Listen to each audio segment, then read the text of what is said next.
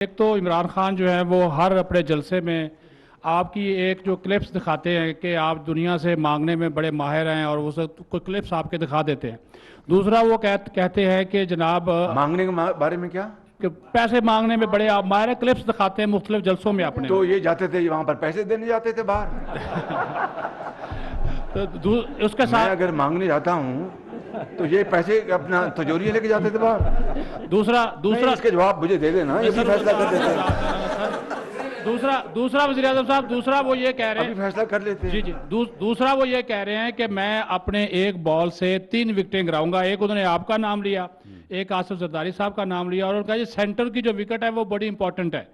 آپ کیا سمجھتے ہیں وہ سینٹر کی وکٹ کا اشارہ کس طرف ہے, اور کیا آپ اس کو ڈیفینڈ کریں گے, اس یارکر کو شاٹ ماریں گے, چوکا ماریں گے, چھکا ماریں گے؟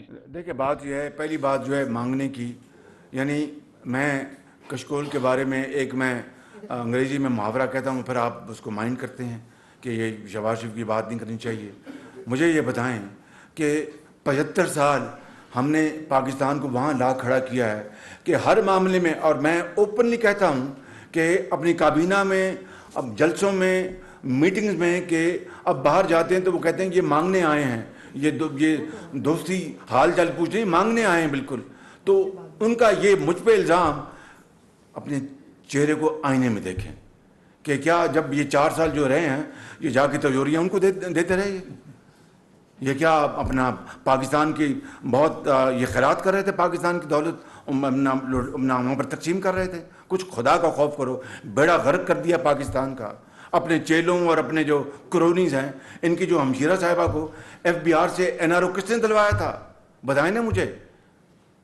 ان کی ہمشیرہ صاحبہ کو FBR سے NRO کس نے دلوایا تھا؟